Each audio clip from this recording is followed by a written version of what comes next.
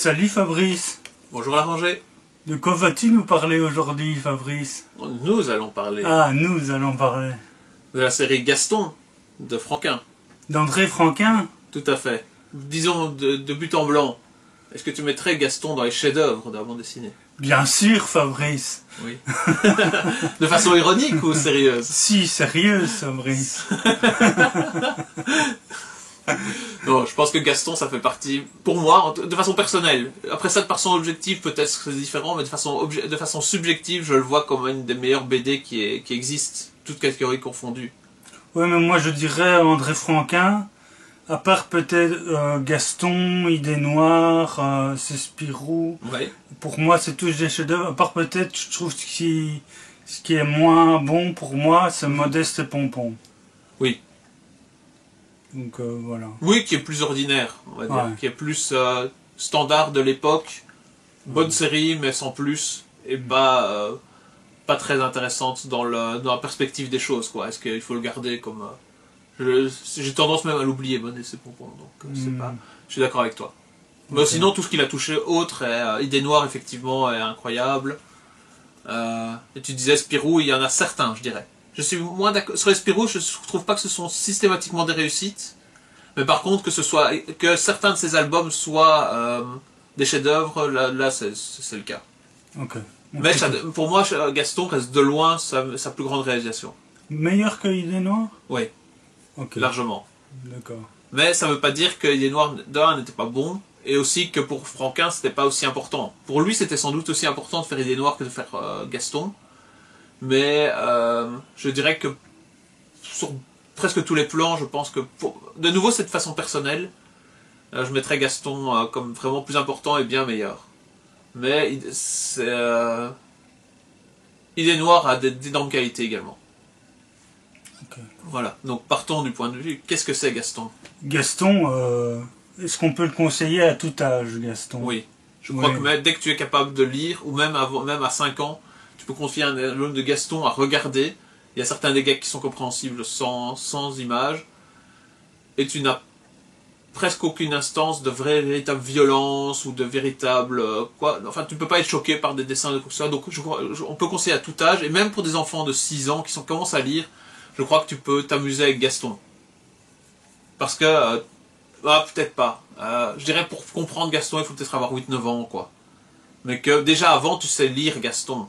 Le comprendre complètement ou quoi, non, mais les dessins sont déjà une valeur en tant que telle et peuvent être intéressants à tout âge, quoi. Donc oui, à recommander à tout âge.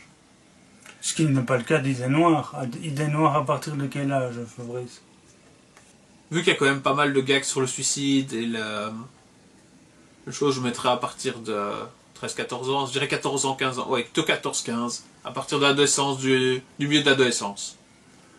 Pour pouvoir aussi comprendre les portées, pas juste regarder le côté choc, mais pouvoir voir, ou le côté graphique, mais pouvoir comprendre de quoi il est question, au milieu de l'adolescence. Mais déjà un peu plus tôt, ça dépend de la maturité du public, quoi.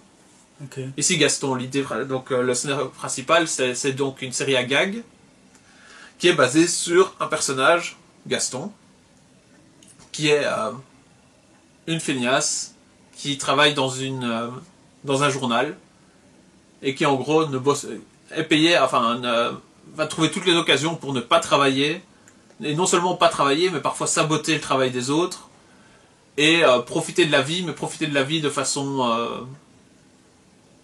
par sa fainéantise, quoi, et aussi par sa créativité musicale, culinaire et animalière, on va dire, puisqu'il amène ses animaux au travail, il joue de la musique, il essaye de cuisiner et parfois le feu ou des choses, ou d'une manière ou d'une autre, en gros, il peut détruire des bâtiments entiers juste par on va dire sa naïveté ou sa stupidité. Tu le mettrais dans quel camp, dans quelle circonstance? C'est aussi une catastrophe ambulante, quoi. Ouais. Donc voilà, les gags partent du point de vue de Gaston, ce sont des circonstances, non seulement, c'est des ici, c'est ici au boulot, il y avait quelqu'un d'une grosse tâche un individu non seulement inutile, mais encore plus nuisible, parasite, c'est ça, Gaston est un parasite du monde du travail, qui fout en l'air tout ce qui touche, mais qui globalement est un gars sympathique, qui peut même faire parfois profiter de sa philosophie de vie aux autres, et qui arrive à tirer parti, et c'est difficile de lui en vouloir, même après les pires catastrophes, du fait qu'il ne fait jamais rien dans un but méchant, ou dans une vraie idée de profit personnel, ou quoi que ce soit. C'est même l'inverse, c'est quelqu'un qui s'en fait pas, quoi. Et qui va vivre la vie au jour le jour, et qui va être tout étonné lorsque des catastrophes arrivent, ou lorsque des colères sont suscitées par ses actions, ou par ses paroles. Ouais, mais on se demande un peu comment il s'est pas fait virer, quoi. Ah mais c'est évident.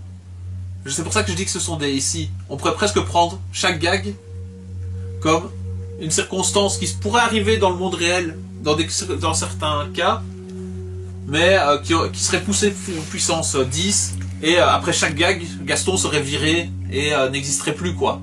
D'ailleurs, dans les premiers albums de Gaston, assez tôt dans la série, Gaston se fait virer. Et dans le journal de Spirou, il y a eu à l'époque, puisque le journal de Spirou apparaît toutes les semaines, il y a eu toute une période où Gaston était viré et donc ne faisait plus partie du journal, et puis se revenait dans le journal par la bande, c'est-à-dire griffonnait, on va dire, sur les marges, où on voyait des pas de Gaston dans les marges, mais toujours pas de gag. Donc il faisait partie du journal en venant empiéter sur la place d'autres séries. Et puis après, forcément, la thématique, est-ce que Gaston doit revenir dans le journal, a été posée comme, comment est-ce qu'on dit, c'est un sondage, dans le journal. Évidemment, tout le monde a dit oui, et ça a été remis alors par Franquin, avec l'idée, par demande du public, et c'était dans les gags même, hein, donc dans l'histoire de Gaston, dans le scénario, Gaston revient par demande du public, du journal, donc que ce soit dans l'univers hors univers, et est réaccepté. Et je sais pas si c'est à ce moment-là que ça change entre Fantasio et Prunel, de rédacteur du journal, mais je pense que c'est peut-être un peu avant ça. Donc peut-être que c'est encore Fantasio alors à ce moment-là qui s'occupait du truc, mais en tout cas, Gaston revient dans l'histoire et ne sera plus jamais viré, même si évidemment, de façon logique, c'est clair que un personnage comme ça serait immédiatement mis hors circuit dans le monde du travail. Quel que soit son domaine. Même avec les personnes les mieux intentionnées du monde ne pourraient pas garder un Gaston dans leur bureau, quoi. Ouais, et si tu as vu la superbe adaptation qui a été faite dans le film... Non, je l'ai pas vu. Dans le film, il le garde parce qu'il croit que c'est le fils du patron, en fait. D'accord. Ce qui n'est pas une si mauvaise idée. En fait, c'est aussi un exemple de BD où ça commence petit, même dans le graphisme. Je vais pas dire le début de Franquin, mais au début, Gaston, les dessins sont assez sommaires et sont plus minimalistes. Et au fur et à mesure que la série aura du succès et que les années se passent, on voit une évolution claire dans le physique de Gaston et dans le physique des collaborateurs, qui suit le mouvement aussi de l'époque, hein, des années de mai 68 et tout ça, mais qui, par contre, donc va être de plus en plus une sorte de personnage babacool, quoi. Et aussi l'univers des personnages. Les personnages, au fur et à mesure, il y aura tout un univers de personnages qui va s'installer, mais petit à petit de nouveau. C'est pas quelque chose qui est du jour au lendemain. Au début, c'est très petit. C'est Gaston en interaction avec Fantasio, qui vient de l'univers de Spirou.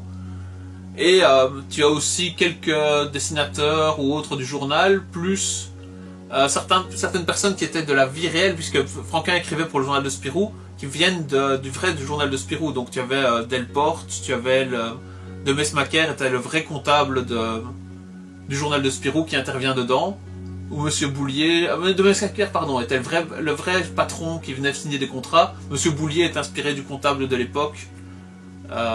Voilà tout ça.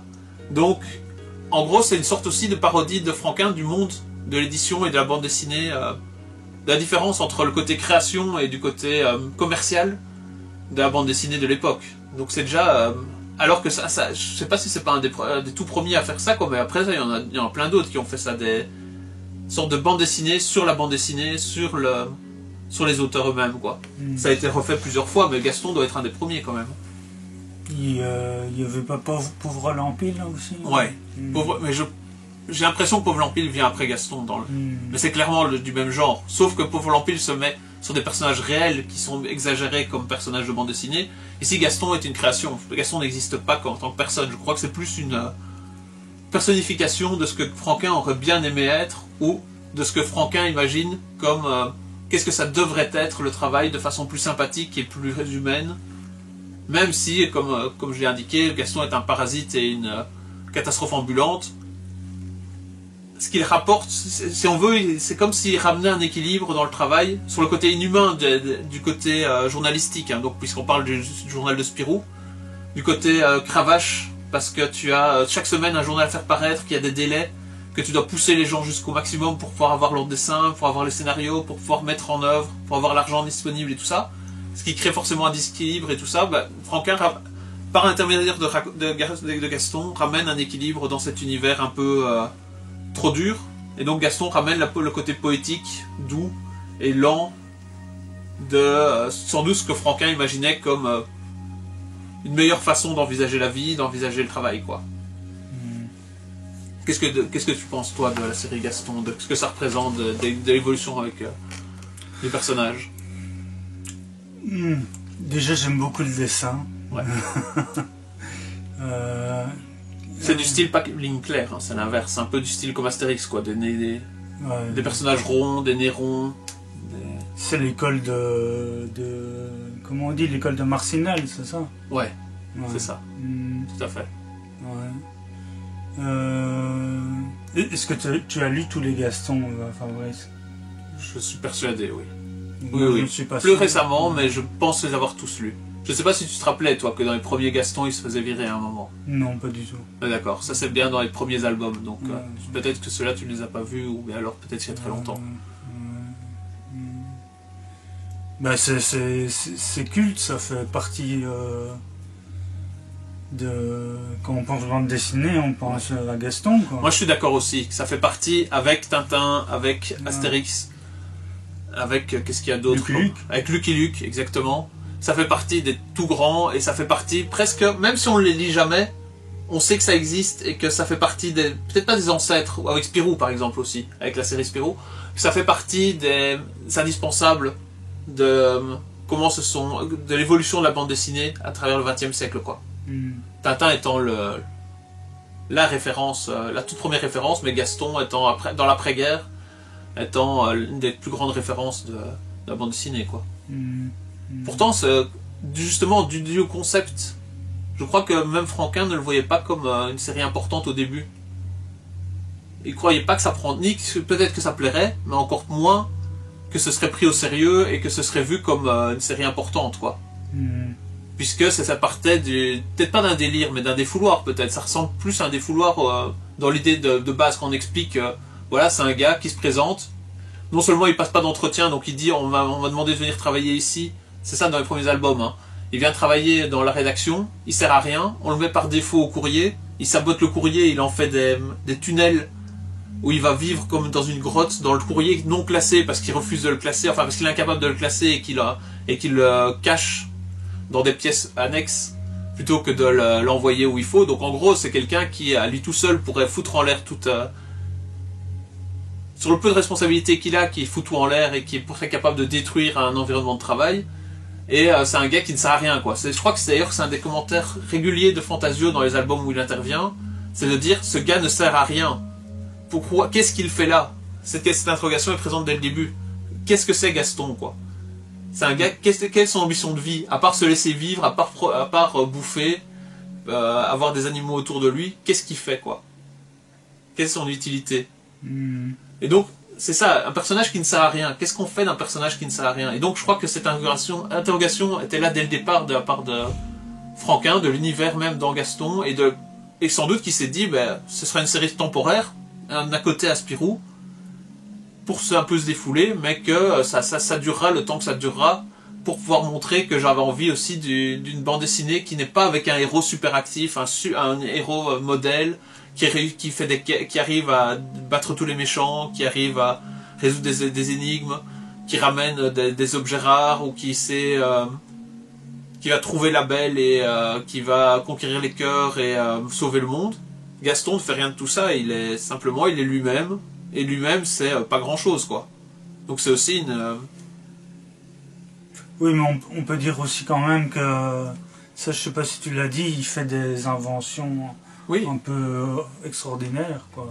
Oui, mais qui en fin de compte ne fonctionne jamais, enfin tourne toujours en autre boudin aussi. Il y a une seule invention qui ne tourne pas complètement. Si, en fait, elle est hyper dangereuse, c'est son gaffophone. Ce qui est un énorme instrument qui ressemble plus ou moins à un instrument à vent, mais hyper dimensionné, qui à lui tout seul, par ses vibrations, peut détruire le bâtiment de rédaction, du journal de Spirou, et qui le fait à plusieurs reprises, et qui doit être justement laissé à l'abandon par par obligation, justement pour arrêter les désastres. Mais c'est sans doute sa meilleure invention, quoi. Sa meilleure invention est presque comparable à une arme sonore, quoi. Donc oui, c'est un inventeur, mais un inventeur un peu fou, quoi. Et donc, c'est vrai qu'il a c'est vrai que ça, on pourrait le représenter comme ça. Que c'est une sorte d'inventeur occasionnel. Que son hobby, c'est d'inventer des choses, quoi. Mais il le fait en heure de travail, et il le fait... c'est pas comme si non plus tous les gags étaient des inventions de Gaston, hein. Allez, une bonne partie des gags, c'est Gaston qui s'endort au travail, et qui cause une catastrophe par son inaction, ou par sa passivité, ou par sa méprise des relations humaines, quoi. Et donc je trouve que dans les personnages qui interviennent, justement, ça évolue aussi, hein. Ça a commencé avec Fantasio, qui était son supérieur hiérarchique, puis par Prunel, et qui est moins... Est-ce qu'il est plus ou moins sympathique, Prunel, que Fantasio? Je dirais moins. Ça dépend des fois. Ça dépend des fois. Par ses supérieurs hiérarchiques qu'il rappelle à l'ordre et tout ça, et même avec les gens bien intentionnés, il arrive à tirer, je veux pas dire le moins bon, mais occasionnellement le meilleur, mais il arrive aussi à énerver la plupart des gens qu'il rencontre. Il y a une seule exception, c'est sa compagne Mademoiselle Jeanne, qui est en amour total, qui est en pamoison devant lui, et qui trouve fantastique tout ce qu'il fait, même lorsqu'il fait des erreurs, lorsqu'il fait des catastrophes, elle va dire « Oh, c'est une simple erreur, ça arrive, les autres ne vous auront pas compris, monsieur Gaston, vous êtes formidable, quoi. » Donc il y a quand même un pendant. Gaston n'est pas... question professionnelle, des catastrophes ambulantes, pourtant il a une réussite en amour, quoi. Est-ce qu'il baise, Gaston? Je crois qu'avec l'ambiance mai 68, ça n'a pas besoin d'être mis, mais je pense que oui. Ouais. Mais je pense que c'est ni montré ce qui est normal, pas montré en image, et que c'est quand même un peu douteux, parce que c'est quand même un homme enfant, quoi. La façon dont il est montré, il n'a pas de maturité. Mais je pense que dans l'ambiance de l'époque, hein, à partir du moment où Mademoiselle Jeanne est montrée, parce que c'est pas dès le début, où les histoires deviennent un peu plus développées de ça, c'était l'après-mai 68, je crois que simplement par ambiance de l'époque, oui. Je pense que si on va dans le détail, si on voulait faire de la psychoanalyse de Gaston, je crois que Gaston, du fait de son amour avec Mademoiselle Jeanne et de certains gags qui sont montrés, pourrait sans problème être sexualisé, plus par exemple qu'un Spirou, beaucoup plus qu'un Tintin par exemple. Tintin, tu sais pas vraiment le sexualiser, ou bien alors tu dois rentrer dans des hypothèses homosexuelles, quoi, avec Tintin, vu à sa proximité avec le capitaine Haddock ou Chang ou des choses comme ça. Mais tu peux pas Tintin, tu n'as aucun élément, tu n'as aucune base pour mettre qu'il a un quelconque intérêt pour le sexe féminin. Gaston, c'est différent. Il y a un côté tendresse, il y a un côté profiter de la vie qui fait qu'on pourrait sexualiser Gaston sans dénaturer trop le personnage, je pense. Donc je pense que non. En fait non, si je dois te dire une réponse, je pense que non, et que c'est pas le but, et c'était pas l'idée de Franquin de faire quoi que ce soit de sexuel là-dedans, mais qu'il y a rien qui l'empêche en fait. Et donc est-ce qu'il baise Gaston? Je dirais que peut-être, sans doute que non, mais que si c'était oui, ça ne changerait absolument rien en fait. Quelles sont les forces du manga de la bande dessinée Gaston? Bah, l'humour. Oui. Non, je suis d'accord. Je crois que c'est... Est-ce que tu trouves qu'il y a... On a parlé des autres grands de la bande dessinée. Est-ce que Gaston est la bande dessinée la plus drôle qui existe par son... Parce que moi, je les ai en tout lu, même en condensé, quand tu lis tout un album. Parce que par exemple, on peut lire un Garfield. Tu vois, la bande dessinée Garfield. Sur l'ensemble des gags d'un album, tu as peut-être 1 sur 4, 1 sur 5, où tu vas trouver ça vraiment drôle. Est-ce que tu trouves qu'en condensation, est-ce que Gaston serait la bande dessinée la plus drôle qui existe, en nombre de gags et en nombre de bons gags, et en nombre de situations qui soient vraiment drôles, ou de façon globale, est-ce que c'est la série qui fait avec les gags les plus réussis, ou bien alors même carrément qui fait le plus rire. Oh, difficile question, ça. Boris. Comment est-ce que tu classifierais l'humour de Gaston, sinon? L'humour de Gaston. L'humour de Gaston, c'est Gaston. Oui, c'est ça, c'est lui-même. Non, c'est tout à fait vrai. C'est lui-même, et qu'est-ce qu'il fait? Quelles sont ses réactions face aux événements, ou quelles sont ses idées improbables qu'il va mettre en œuvre au jour le jour? Puisque, par exemple, un des gags visuels, moi je trouve, qui m'ont marqué, c'est justement ça.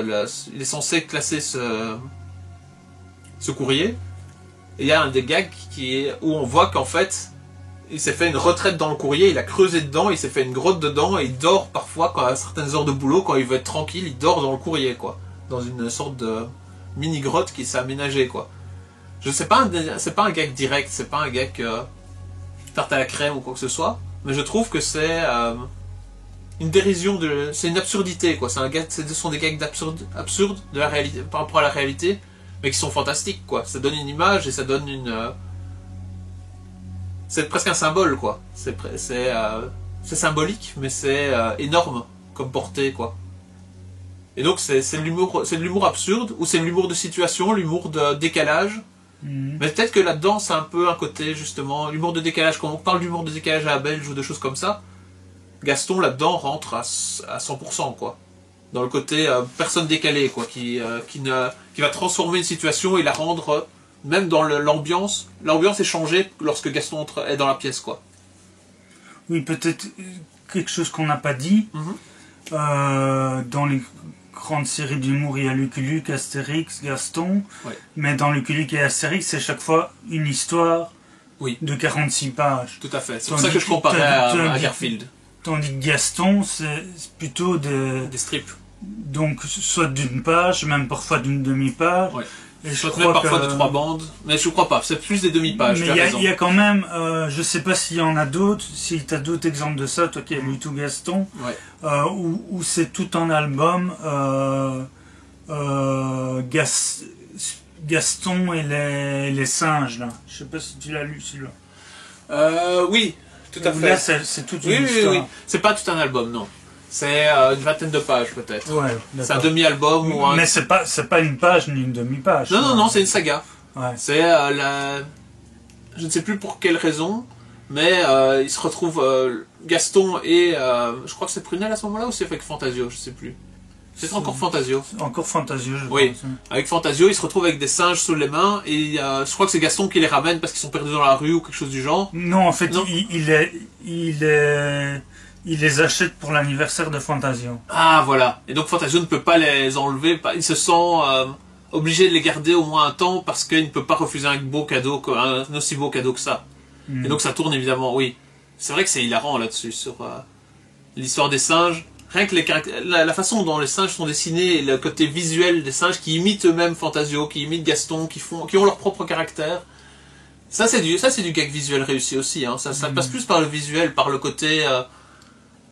le côté menaçant à certains moments, le côté drôle, le côté catastrophique des singes, et le côté, ce sont des clowns, hein, ce sont des singes de cirque, donc ils sont capables de faire des spectacles, c'est le côté Gugus, quoi.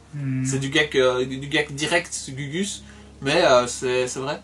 Donc oui, il y a une saga comme ça sur les singes, sur l'anniversaire de Fantasio, qui est plus prolongée, mais qui est une réussite, hein, mais c'est vrai que ça change quand même par rapport à... C'est inhabituel dans Gaston, malgré tout, d'avoir un suivi d'histoires comme ça, parce que ça se rapproche presque alors de certaines histoires de Spirou qui sont parfois un peu comme ça, de la même époque de Franquin.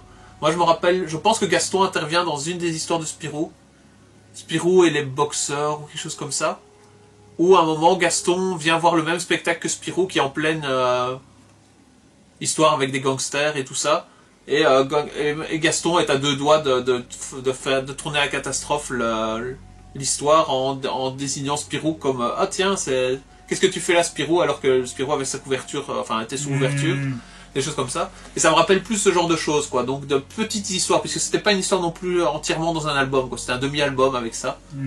Donc ça me rappelle plus cette époque. Je crois que c'est plus Franquin qui avait cette prédilection pendant un moment pour faire des histoires d'une vingtaine de pages, d'une quinzaine de pages, de 20 ou 30 de pages sur une histoire, mais pas un album complet, quoi. Donc peut-être que c'était simplement que Franquin a eu une période en fait où il aimait bien exprimer des choses suivies. Il avait sans doute une idée, tiens, et si des singes arrivaient à la rédaction, quoi.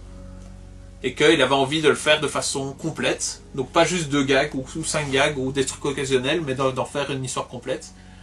Et c'est pas la seule, je crois qu'il y en a eu quelques autres, mais peut-être que celle-là est une des plus remarquables dans le genre. Mais c'est peut-être simplement une période que Franquin a eu sur ce style.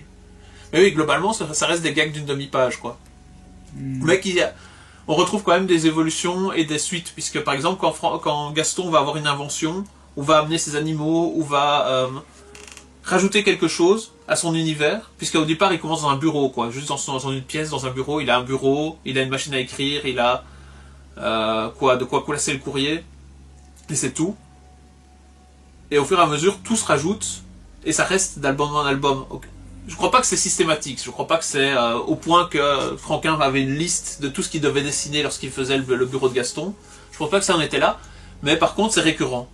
Donc il y a des côtés récurrents, et il y a une sorte c'est pour ça que je parlais tantôt de l'évolution. Il y a une évolution de l'univers de Gaston, où les choses continuent à se produire, et c'est tout son bureau, et au-delà de ça, toute la réaction de Spirou imaginaire, qui évolue avec avec les rajouts de Gaston, quoi. Donc oui, c'est vrai que c'est un gag. Sinon, on peut comparer par exemple à la même époque, avec une autre grande réussite de la bande dessinée, c'est quand même avec Boule et Bill, par exemple. Ça, genre, moi, entre nous... Mais moi, je trouve que Boule et Bill, ça reste bien. Mais c'est pas aussi... C'est loin d'être aussi bon que Gaston, ça, je suis d'accord. Mais dans le genre gag, qu'est-ce qui est plus drôle entre Boule et Bill et Gaston? Gaston. Ok, mais c'est pas le même genre d'humour non plus. Je trouve aussi que Gaston est plus drôle, mais sur les gags directs, sur le côté chercher à faire rire, Boule et Bill ne fait que ça. Gaston a d'autres. C'est peut-être que Gaston a d'autres portées que juste l'humour, quoi. De nouveau, je pense là-dessus il y a le côté humain, quoi. Je pense que c'est le côté symbolique de Gaston qui fait réfléchir, qui touche plus, quoi. Boule et Bill, il n'y a pas grand chose à comprendre au-delà des gags d'un gosse et son chien. Mais tu parlais de ça, et je pense à une autre série que moi j'aime beaucoup. Je crois que toi tu es plus réservé. Ouais. C'est une série dessinée par Larsenet et scénarisée par son ami Jean-Yves Ferry, qui a fait les derniers Astérix. Je sais que tu ne les aimes pas. Qui me fait penser un peu à Gaston. C'est soit des gags d'une demi-page ou d'une page. Et il n'y a pas seulement d'humour, il y a aussi de la tendresse, un peu comme Gaston, quoi. Ouais, et qu'est-ce que c'est? Retour à la Terre, tu n'as jamais lu? Si, Retour à la Terre, je l'ai lu. Donc, et quelle est ta question? Non, tu n'avais pas introduit comme ça, tu n'avais pas cité Retour à la Terre. Ah oui, ok, excuse-moi. Donc, oui, mais Retour à la Terre est... de nouveau, ça porte pas sur la même chose. C'est peut-être... Mais je suis d'accord qu'il y a peut-être un peu d'influence de Gaston là-dedans. Retour à la Terre est beaucoup plus basé dans le réel, je pense. Gaston est plus un fantasme de qu'est-ce qui pourrait être si les gens... Enfin, s'il y avait un individu comme Gaston, en quoi ça changerait le réel, quoi. Avec le Retour à la Terre, on part de personnages bien réels, ou qui seraient réalistes, quoi, qu'on peut envisager comme venir nous rencontrer demain dans la rue. Et de là, on part... on va aller dans la tendresse, on va aller dans l'humour, sur ce qui se passe sur les personnages, mais les dialogues sont beaucoup... On peut s'imaginer beaucoup plus les dialogues se produire réellement, quoi, je pense. Non? Et tu rapprocherais ça plutôt plus de Pauvre Lampille, ou c'est encore autre chose? Oui, c'est ça. Même si c'est moins dans le... Pauvre Lampille est un peu plus... Je vais pas dire dans un humour plus grossier, mais dans un humour plus... moins subtil. Mais je rapporte ça... Oui. Mais... Par contre, l'influence, c'est effectivement le recours à un humour qui n'est pas systématique. Moi, je rapprocherais ça aussi alors d'un... Je rapprocherais plus alors Retour à la Terre avec aussi... je sais pas si tu vois, comment est-ce que ça s'appelle? Dupuis et d'Herbert-Mérian. Monsieur Jean. Monsieur Jean. Je rapprocherais ça, Monsieur Jean. Donc c'est un côté plus moderne qui n'existait pas au moment de Gaston, je pense. C'est presque plus un point de vue sur la vie moderne. Donc une critique, pas une critique, mais une représentation du côté un peu absurde de la vie moderne, tandis que Gaston est beaucoup plus centré sur le monde du travail. Et sur qu'est-ce que c'est, est-ce que ça vaut vraiment la peine de se casser le cul comme ça au travail, quoi. Je crois que ça c'était le point de départ de Gaston. Et que c'est ni le sujet de Monsieur Jean, ni le sujet de Retour à la Terre, même si ça fait partie des sujets, mais c'est pas le sujet. Donc Gaston, le principal sujet de départ en tout cas de la série, c'est qu'est-ce qui se passerait s'il y avait un gars comme ça qui débarquait dans un environnement de travail. Oui, mais moi je parlais de ça parce que tu avais dit que Gaston, c'est pas seulement de l'humour. Oui, aussi... oui, mais là c'est tout à fait vrai. Là c'est tout à fait beaucoup plus correct par rapport à... C'est ça que je pensais. Oui, tandis que effectivement, Pauvre l'Empile, c'est presque que de l'humour. Il y a quelques autres choses qui sont abordées, mais c'est principalement la mise en dérision de la vie de l'Empile et Covin, quoi. L'Empile et Covin. Donc ici, justement, la force de Gaston, c'est que c'est un personnage entièrement créé. Personne ne pourrait être Gaston dans la vie réelle, je pense. C'est comparable à rien, quoi. Et là-dessus, c'est fort, puisque... de nouveau, je reviens, j'en ai déjà un peu parlé, quoi, mais Tintin, Spirou, Astérix, ce sont des héros. Ce sont des héros dans le sens, ils sont capables d'accomplir des choses que presque personne ne pourra accomplir, dans le sens spectaculaire, et dans le sens... alors que la force de Gaston, ce qui le rend unique et presque qui le rend héroïque, c'est que sa force, c'est qu'il fait des imbécilités que tout le monde saurait faire, presque. À part c'est peut-être une de ses inventions, mais de nouveau, je pense pas que ces inventions soient les premières caractéristiques qui le représentent. Sa première caractéristique, c'est sa fainéantise, quoi. C'est son refus d'agir en adulte, ou d'agir avec une quelconque responsabilité dans des circonstances où c'est absolument nécessaire d'être responsable, c'est-à-dire le monde du travail. Tu vois, ça ferait plaisir à nos amis les Fous du Genou, qui abordent dans leurs sketchs, je vous conseille les Fous du Genou, même s'ils sont plus actifs, dans leurs sketchs sur le chômage ou sur la vie moderne. Moi je trouve que ça a du rapprochement avec ça. C'est quelle est la valeur d'un gars inutile, quoi. Et jusqu'à quel point est-ce qu'on reste humain lorsqu'on est inutile? Et la réponse de Gaston est clairement oui.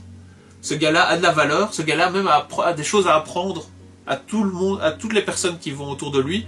Il est digne d'être aimé par Mademoiselle Jeanne, par certains autres personnages qui vont avoir une affection pour lui au minimum, comme Fantasio par exemple.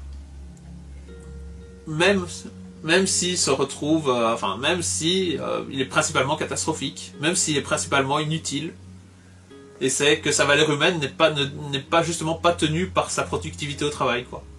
D'ailleurs, il y avait une analyse qui montrait que au début, quand Fantasio avait été créé par Franquin, Fantasio avait des côtés de Gaston. Donc Fantasio, au tout début, dans ses premières aventures, avait le côté comique, fantaisiste, qui était le contrepoint de Spirou, qui était sérieux, responsable, héroïque déjà, et qui était le jeune gars fiable. Fantasio était la catastrophe ambulante au tout début. Et puis au fur et à mesure, ça s'est mis un peu... l'un et l'autre étaient en alternance un peu plus rigolo ou quoi que ce soit, mais il y avait un côté duo, enfin Spirou et Fantasio, donc un peu un côté duo où Fantasio est devenu de plus en plus sérieux. Et alors c'est à ce moment-là que le personnage de Gaston a été créé, quoi. Quand Fantasio ne pouvait plus être le personnage qui permettait à Franquin d'exprimer son humour et d'exprimer sa fantaisie. Donc Fantasio était presque... Franquin avait déjà dès le début de ses aventures écrites, enfin de bande dessinée, une envie de montrer des personnages à la fois comiques mais aussi complètement un peu absurdes par leur décision, quoi. Sinon, donc on va peut-être arriver j'avais aussi, on vient d'en parler puisque c'est assez récent. Franquin est mort depuis combien de temps? Une vingtaine d'années, plus? Oui, peut-être avant que tu en parles, Oui. Il y a eu aussi une série avec le neveu de Gaston. Qu'est-ce que t'en penses? C'est de la merde. Ouais. C'est complètement... En fait, en gros, le neveu de Gaston, du peu que j'ai vu, c'est juste un substitut à Gaston, quoi. Un substitut qui dit haha, je le savais, ou des trucs du genre, qui est un peu, même avec un côté arrogant, quoi. Donc je trouve que c'est complètement indispensable, ça n'a pas de valeur propre, quoi. Ça n'existe pas sans Gaston et ça n'a pas de véritable intérêt, je trouve. Ou bien alors si ça en a un, c'est parce que c'est déjà dans le contexte de Gaston, quoi. Mais voilà. Et donc il y a une interprétation cinéma. Ouais, c'est ça que tu disais que je n'ai pas vu en entier. J'étais tombé dessus sur RTL quand c'était déjà commencé. Et qui joue Gaston? Un mec pas très connu. Mademoiselle Jeanne est jouée par une humoriste plutôt jolie. Ouais. Donc je ne reviens plus sur le nom. D'accord. Mais ça n'a pas... Est-ce que tu as un nom en particulier que tu connais de ça? Parce que je vois de quoi tu veux dire. Ce que tu veux dire par ce film, mais j'ai rien de précis qui me vient. Oui, il y a pourtant quelqu'un que tu aimes bien chez les humoristes. Qui ont, enfin ça c'est pas leur plus grande réussite, mais qui avait fait ouais. Le film. Ah, Alain Chabat. Non, pas Alain Chabat en humoriste. Ah, les Robins des Bois. Ouais, voilà. Ok, il y a. Oui. Voilà. Ok, d'accord. Mais c'est pas ce qu'ils ont fait de mieux, quoi. Très bien. Ok, bah, par curiosité, je regarderai peut-être ça. Et sinon, bah voilà. Franquin étant mort, les albums se sont arrêtés. Ils ont fait à l'époque, je pense que c'était début des années 2000 ou quelques années plus après la mort de Franquin, ils ont fait un dernier album avec ses gags inachevés ou ses derniers gags non publiés et que je trouvais inférieur aux gags normaux de Gaston, quoi. C'est-à-dire que c'était globalement des gags qui étaient un peu moins bons que la moyenne et qu'il n'aurait sans doute pas fait paraître en album, qu'il aurait laissé de côté, quoi. Qu'il aurait peut-être mieux fallu laisser de côté parce que ça ne donnait rien de meilleur que ce qui avait déjà été fait. Mais sinon, en plus de ça, maintenant, Dupuis, en fait, en gros, Franquin ne souhaitait pas que ce soit repris, mais n'avait pas mis par écrit de façon formelle que ça ne pouvait pas être repris. Et donc Dupuis a voulu reconfier la série à un jeune, c'est un Canadien je pense, un auteur canadien, qui allait reprendre, qui a déjà écrit un album en gros, mais l'album par la nièce de Franquin a fait interdire la publication, quoi. Sur base des indications de Franquin et du droit du personnage et tout ça. Dupuis n'aura pas le droit, en tout cas pour le moment c'est ce qui est le cas, peut-être que plus tard ils arriveront à faire inverser la décision, j'en sais rien. Mais il n'y aura pas en tout cas la publication du nouvel album de Gaston. Est-ce que tu trouves que Gaston c'est un personnage intouchable et que encore plus après que Franquin n'ait pas souhaité qu'il soit repris, est-ce que tu penses que c'est quelque chose qui devrait être poursuivi, qui pourrait être repris comme personnage, peut-être à un moment où il serait libre de droit ou quelque chose comme ça, quoi? Est-ce que pour toi ça te dérange si Gaston est repris en album, ou est-ce que ou sur une forme ou une autre, ou est-ce que c'est que tu dirais que c'est une bonne chose de continuer? Ben là, je pense que, comment dire, ce qui serait pas mal, peut-être pas mal, c'est des espèces d'albums hommages. Ouais. Fait avec des auteurs et peut-être pas nécessairement dans le même style que Franquin. Ou Gaston qui interviendrait dans des univers, d'autres univers BDistes, enfin ou des hommages, comme tu dis. Donc des albums hommages. Regarde là avec Blueberry, là. Ouais.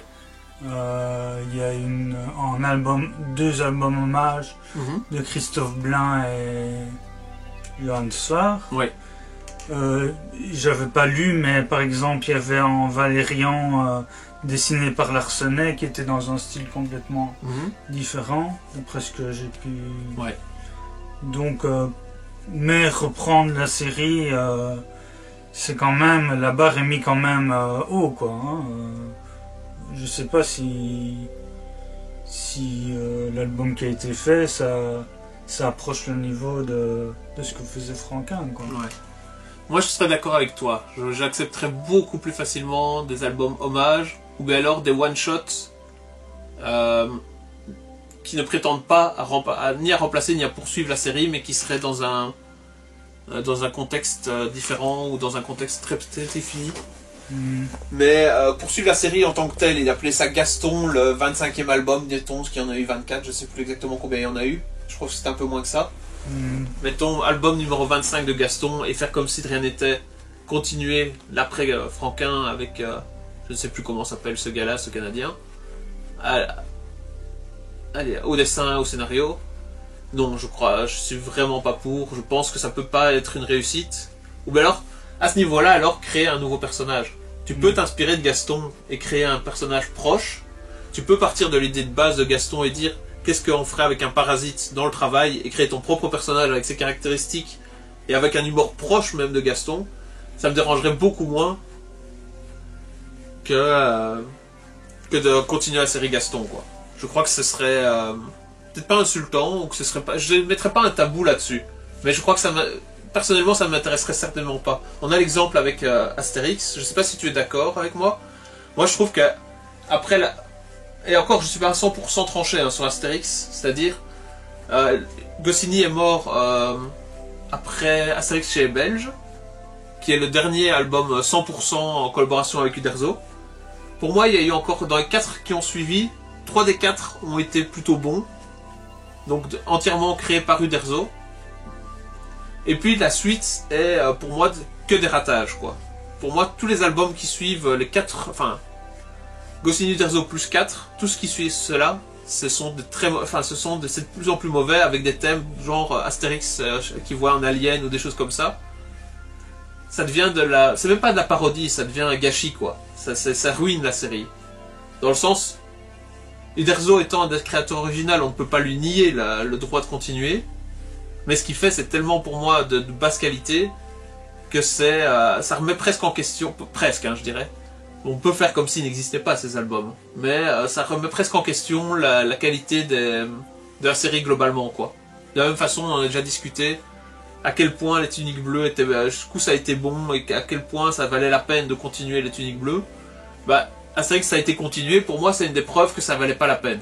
C'est pas les 3-4 albums bons, bien réalisés par Uderzo seul, qui justifie pour moi le fait d'avoir continué Astérix et Obélix, qui est une série tellement emblématique et avec des aventures tellement formidables dans les je sais plus, les 15-20 premiers albums, que ça, pour moi, il n'y a rien qui justifie le fait de continuer cette série encore et encore et encore. Astérix chez Epic, Astérix, la fille de Vercingétorix, Astérix, même...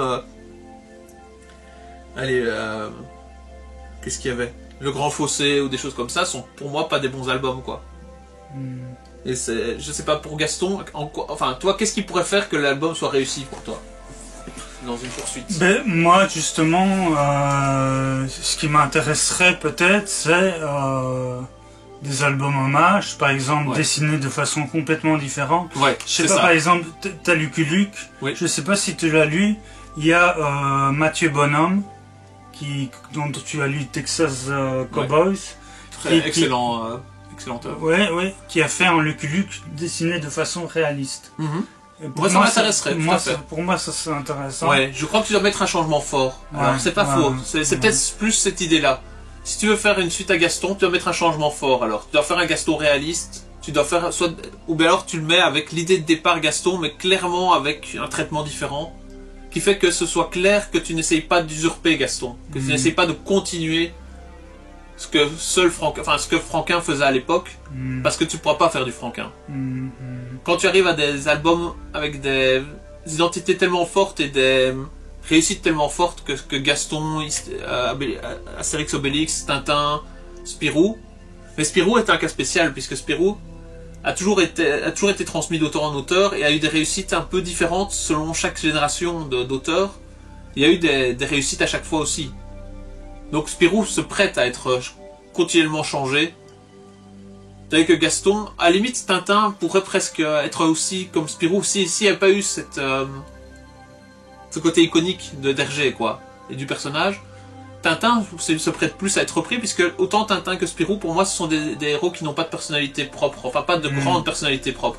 Ce sont des héros universels. Un héros universel, tu peux confier ça à quelqu'un d'autre. Écrire un héros universel, c'est pas compliqué. Et tu peux, à ce moment-là, c'est le scénario, c'est dans quelle histoire tu les mets, contre quelle adversité, contre quelle bandit ou quel est l'opposant, quel est l'adversaire qu'on met devant, ou quels sont ses... Ça vaut aussi par qui va les aider, quoi. Par exemple, Tintin, le Capitaine Haddock est une énorme part de pourquoi Tintin est une réussite en tant que BD. Je sais pas si tu es d'accord là-dessus. Oui, je suis d'accord. Eh bien, pour Spirou, c'est pareil. S'il n'y avait pas eu Fantasio, Sécotine, le Comte de Champignac, et comme adversaire Zantafio ou Zorglub, encore plus, effectivement, Tintin n'aurait pas pu être une grande série. Spirou n'aurait pas pu être une grande série. Tintin n'aurait pas pu être une grande série sans la Sange, Captain Haddock, la Castafiore, les Dupont et Dupont. C'est ça. C'est ça qui rend mythique. C'est parce que ça personnalise cette série de façon énorme, mais que ces personnages secondaires, du fait que le personnage principal est universel, tu peux en créer d'autres, je crois. Tu pourrais continuer. Tintin peut-être moins parce que Tintin, Captain Haddock est tellement emblématique, mais Spirou en tout cas. Tu peux lui inventer des nouveaux adversaires, tu peux lui inventer de nouveaux compagnons, et ce serait pas si problématique. Mais donc, pour Gaston, c'est tellement spécifique que je crois pas que et pour Astérix Obélix, pareil, c'est tellement spécifique dans l'identité de base des personnages que tu ne peux pas les mettre à toutes les sauces, tu ne peux pas garder l'univers de base et le continuer, le transplanter à l'infini, quoi. Mais par contre, effectivement, en changeant la perspective, en le mettant de façon... Par exemple, un Astérix Obélix traité de façon plus réaliste, ou avec un changement d'univers, quoi. Astérix et Obélix en l'an 2000, ça pourrait s'imaginer et ça pourrait être cohérent en fait. Je sais pas, hein, je sais pas ce que tu en penses, mais ce serait pas forcément une insulte à l'univers ou ce serait pas forcément un ratage, quoi. Qu'est-ce qu'il y a d'autre comme séries qui ont comme ça, qui voudraient être reprises ou qui pourraient être reprises? Bah, ça, une série que je ne connais pas bien, mais qui a été reprise, c'est par exemple Corto Maltese. Ouais. Avec notamment l'album de Bastien Vives, je ne sais pas si tu l'as lu. Non, mais je sauterais le livre. Avec un Corto Maltese moderne, quoi, dans un monde moderne. Mais Corto Maltese, c'est une série que je dois encore découvrir, hein, globalement, que je trouve bonne, du peu que j'ai lu, et que je trouve effectivement, quand j'étais enfant, j'étais fort impressionné par... j'avais lu quelques Tintins, même jeune, par le côté graphique et le côté réaliste des scénarios, hein, donc. Le côté réaliste des scénarios, et le côté graphique qui est quand même assez... Enfin, il y a un univers Corto Maltese, donc là-dessus, je ne sais pas si... Je crois que ça pourrait être repris de façon correcte, mais que c'est pas forcément comparable aux albums de base, quoi. Parce que, de nouveau, je pense qu'on peut faire une différence lorsque les auteurs changent régulièrement pour poursuivre une série, comme pour Spirou maintenant, où il y a plusieurs auteurs en parallèle qui font des albums de Spirou, hein. Où à ce moment-là, c'est évident que la série n'est pas... on n'essaye pas de faire la série, de la poursuivre à l'infini, mais en disant, voilà, ça ce sont les auteurs, ce sont eux les meilleurs, ils vont reprendre Spirou, parce que Spirou c'est ça. Il y a différents Spirou divergents, ou par exemple, c'est un peu comparable à ce que fait l'Illustrandem avec la série Donjon, où il y a une multitude d'auteurs différents. Donjon, c'est ce que tu veux là-dedans. Tu peux choisir ton préféré, mais en même temps, tu sais que ça va être... que ce n'est pas juste une image de ce que c'est le donjon, quoi. Tandis que dans le... Spirou, maintenant, c'est ça aussi. Tu peux avoir plein de Spirou, tu peux avoir plein d'idées sur Spirou, mais je crois pas que ça modifie en quoi que ce soit les aventures classiques de Spirou. Tandis que quand tu continues les Astérix, c'est censé être les mêmes personnages, avec le même esprit, avec les mêmes capacités. Je crois que là-dessus, tu changes complètement la chose. Donc, Corto Maltese, est-ce que c'est Bastien Vives va en faire beaucoup, ou est-ce que c'est simplement il en a fait un, et ce seront d'autres auteurs qui vont continuer? C'est un one-shot. Un one-shot, mais d'autres personnes vont continuer la série aussi en one-shot. Je pense que quand tu as une série aussi emblématique, c'est peut-être la meilleure façon de le faire. C'est de laisser s'exprimer des fans, ou des auteurs qui sont intéressés par le sujet, et que ça rate ou que ça réussisse, ça ne touche pas à l'image originale, quoi. Mais sinon, si on traverse l'Atlantique, il y a par exemple les différentes versions de Batman. Ouais. Qui ont donné des choses très bien. Plus qu'intéressantes, ouais, effectivement. Mais là, je rapprocherais ça avec les aventures de Spirou. Je crois que dans les comics, en général, comment ça s'est fait de façon éditoriale, hein, comment c'est créé à la base, il y a une forte intervention éditoriale et les auteurs sont en roulement de façon classique, quoi. L'auteur de base de Batman, je sais pas combien de temps il est resté seul auteur à le faire. Peut-être longtemps, hein, mais je crois que dans les comics américains, c'est compris lorsque tu t'engages à faire une série qu'à un moment ou à un autre, tu pourrais laisser tomber la série et qu'elle pourrait être reprise, quoi. Il n'y a pas un côté, c'est mon bébé, c'est ma série à moi et il n'y a que moi qui puisse le faire, comme en Europe, quoi. Il y a comme ça des séries qui sont représentées juste par un auteur, quoi, ou qui deviennent vraiment bizarres lorsque l'auteur change, non? Qu'est-ce qui viendrait en tête comme ça de séries qui sont vraiment représentées par un auteur qui fait à la fois le scénario et le...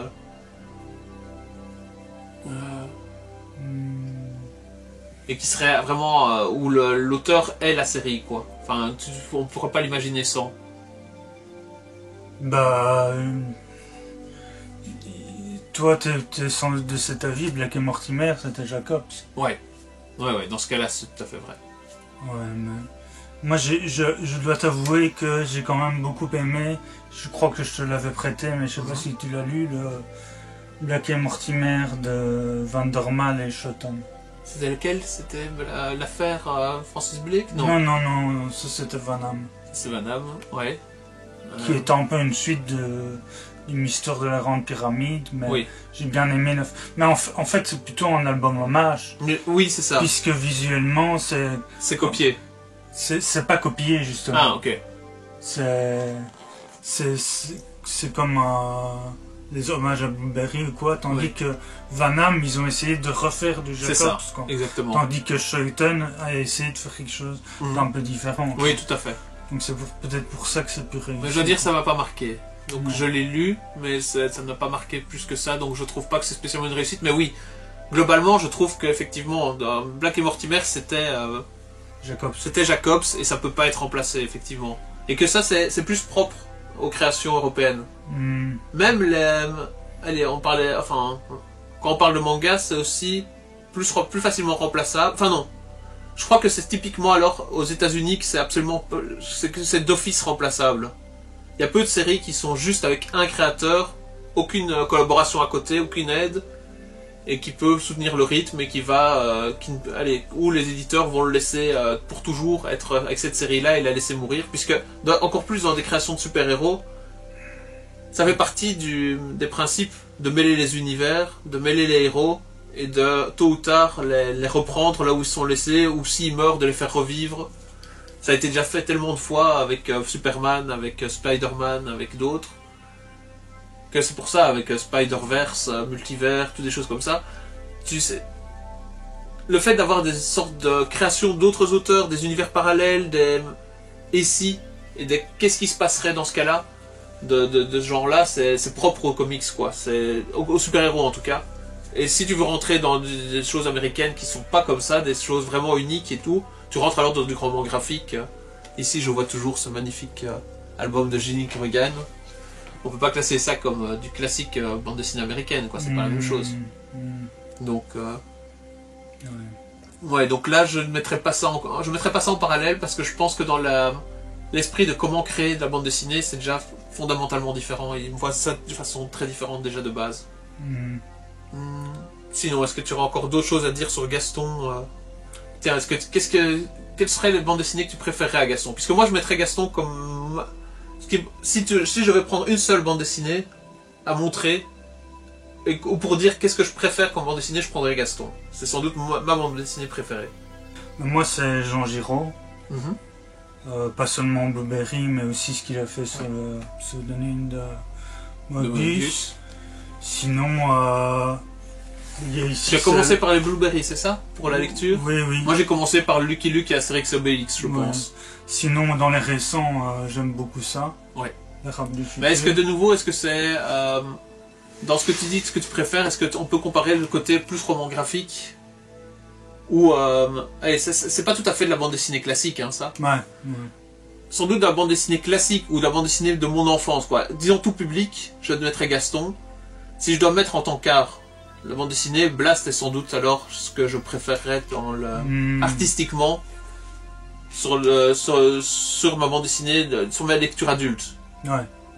Mais Blast, tu ne peux pas le mettre en public, c'est impossible. Oui, donc ta question est pas comme je l'avais comprise. Non, c'est parce que je n'ai pas été précis non plus. Ouais, donc, si tu mettais une bande dessinée à recommander au plus grand nombre, ou une bande dessinée, là, vraiment une bande dessinée classique. Je dirais oui, Gaston. S'il faudrait vraiment citer une autre, Tintin. Ouais. Black et Mortimer, je trouve pas que c'est si grand public que ça. Non, parce que c'est très littéraire. Hein. Oui, oui. C'est blabla, et il faut des connaissances scientifiques. Si tu veux vraiment pousser, il faut t'y connaître en sciences, quoi. Ouais, voilà. Pour t'intéresser à ce point-là. J'apprécie énormément, mais c'est pas sur le même plan de mais ça, je les ai lus. À 9 ans, j'ai lu tout Blueberry. Ouais. Et tout Black et Mortimer de Jacob, si ça n'existait pas encore, les versions de Van Halen. À 9 ans, il faut le faire pour les Black et Mortimer. Blueberry, il faut s'accrocher aussi. Je trouve que c'est le plus facile d'accès, mais par contre, c'est plus grand public. Même si c'est plus, c'est plus violent que du Lucky Luke, quoi. Ouais. Bah alors, vraiment pour t'embêter, je dirais alors Blueberry. Blueberry, ouais. Voilà.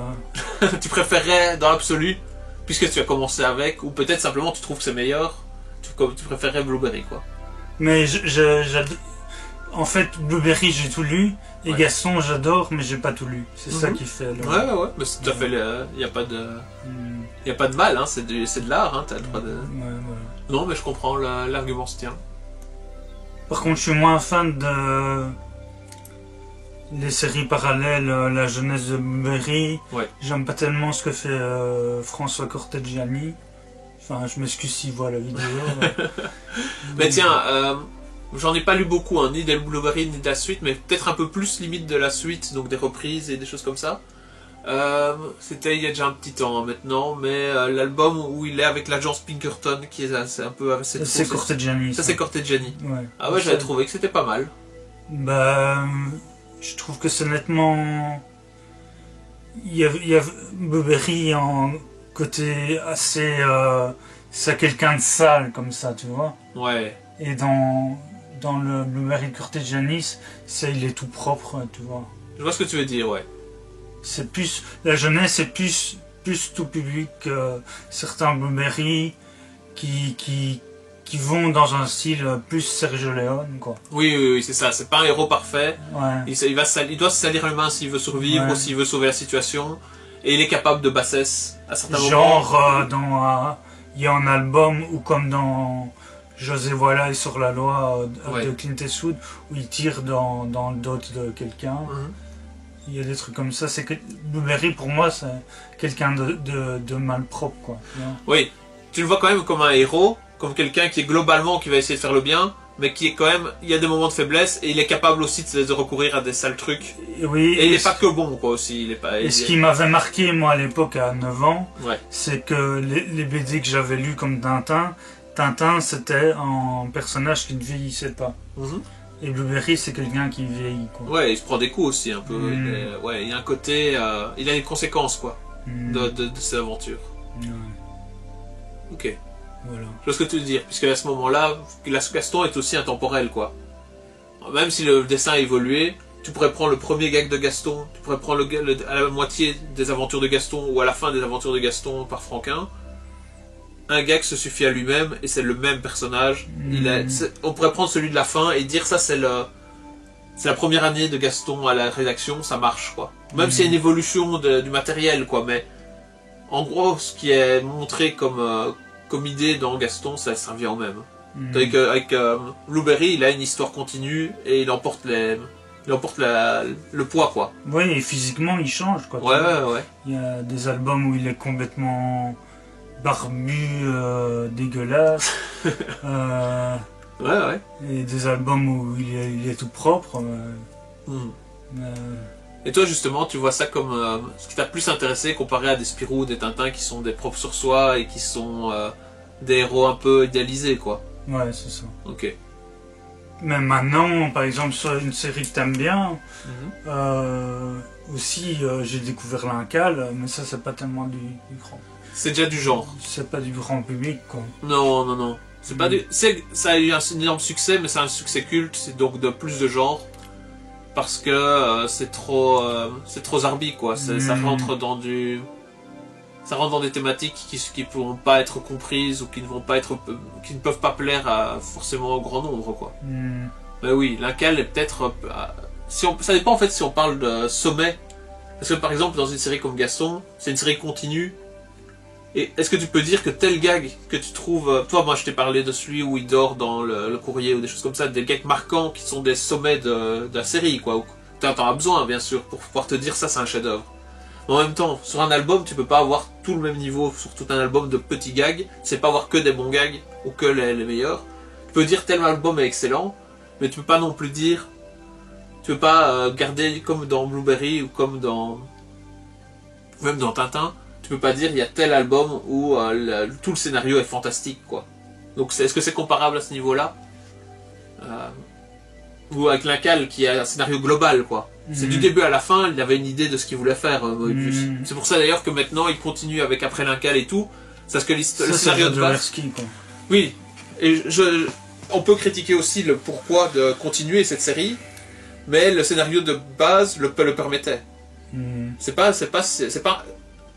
La série est déjà tellement improbable, et déjà tellement métaphysique et autres, que tu peux rentrer dans dans des continuations sans fin, sans trahir forcément le scénario de base, en fait.